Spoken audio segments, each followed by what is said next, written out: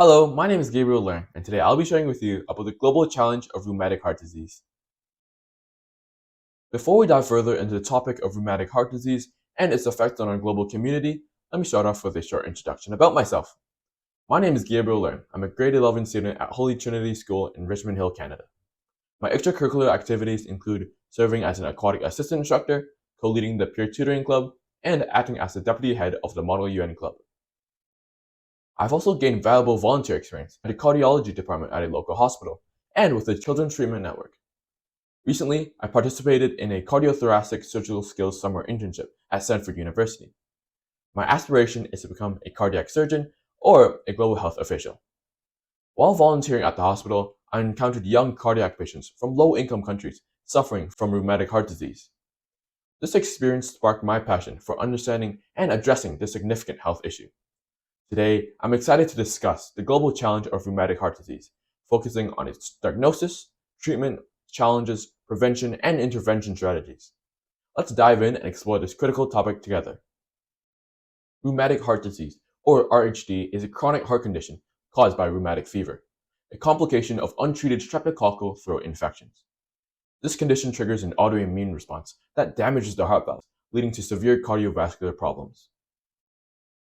RHD affects about 40 million people worldwide, particularly in low and low-middle socio-demographic index, or SDI countries, where it is the leading acquired heart disease in individuals under 25. High SDI countries have reduced RHD prevalence through better socioeconomic conditions, advanced healthcare systems, and the routine use of benzylene penicillin G, though it still affects marginalized groups, immigrants, and the underprivileged. In low and low-middle SDI countries, RHD causes around 300,000 deaths annually, mainly among those under 40. This map of the estimated annual death rate from RHD per 100,000 people shows that Sub-Saharan Africa, South Asia, and the Pacific have the highest death rates due to inadequate healthcare, poor socioeconomic conditions, and limited access to preventative measures. These premature deaths occur at the most productive years of life, leading to significant social and economic consequences. The global economic burden of RHD is around $2.2 trillion annually, highlighting the urgent need for global health initiatives. Addressing RHD requires improved health infrastructure, enhanced socioeconomic conditions, and increased access to preventative measures to reduce its impact worldwide. Certain groups are particularly vulnerable to developing RHD. These include children with repeated strep throat infections, children and adolescents in low and low-middle SDI countries, individuals living in poverty and overcrowded conditions, indigenous communities, and immigrants from regions with high incidences of rheumatic fever. Additionally, females are more affected by RHD compared to males. This graph illustrates global trends in age-standardized prevalence rates, or ASPRs, of RHD from males and females from 1990 to 2030. It shows that females consistently have higher prevalence rates than males, with this disparity projected to increase over time, indicating that females are disproportionately affected by RHD. To effectively diagnose, treat, and prevent RHD, it is crucial to understand how RHD develops and to recognize the symptoms of acute rheumatic fever, or RF, and RHD. Strep throat is caused by group A streptococcus, or GAS bacteria.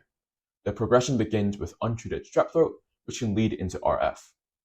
This inflammatory response damages the heart valves. One or more repeated episodes of RF can lead to progressive valve damage, resulting in RHD. The complications of RHD are severe and may include atrial fibrillation, heart failure, and potentially other fatal outcomes. The symptoms of RF include fever, painful joints, fatigue, heart murmurs, jerky body movements known as chorea, subcutaneous nodules, and a distinctive rash with pink rings and a clear center, known as erythema marginatum.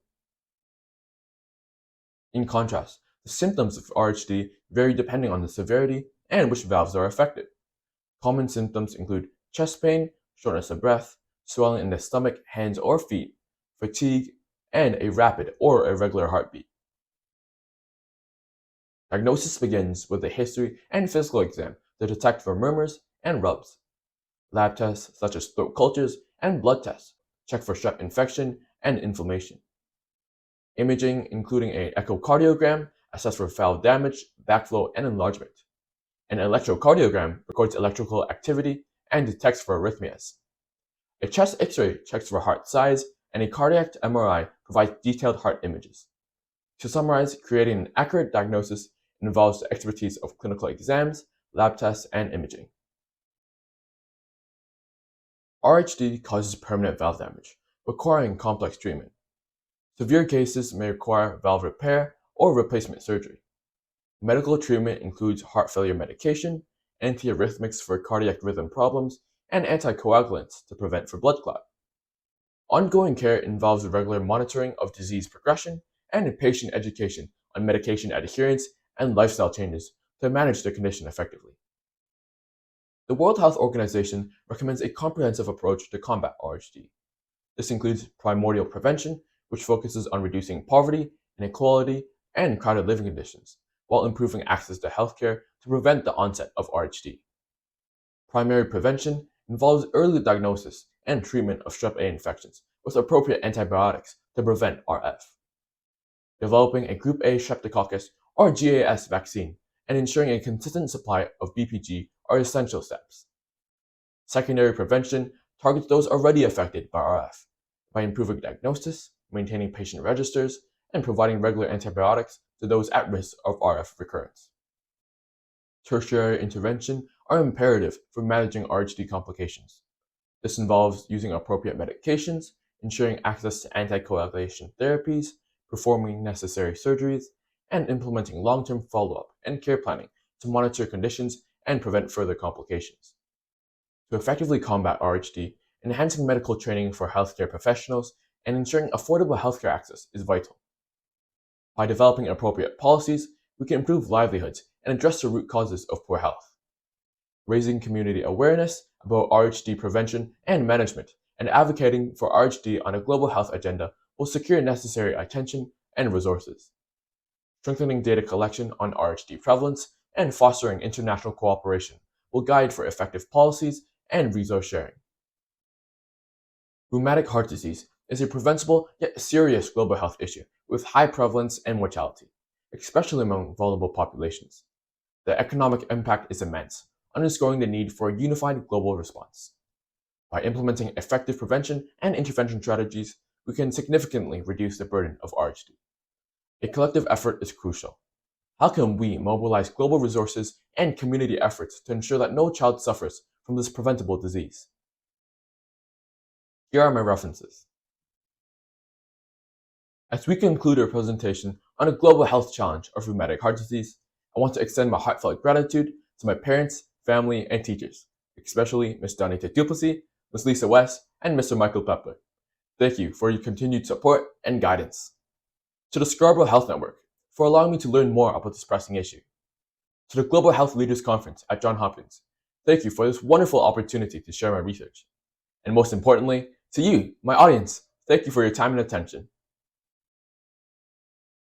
If you have any questions or wish to learn more about this pressing issue, feel free to contact me via my email or LinkedIn. I would be glad to get to know you more and work together as the world's future leaders. Once again, thank you for your time.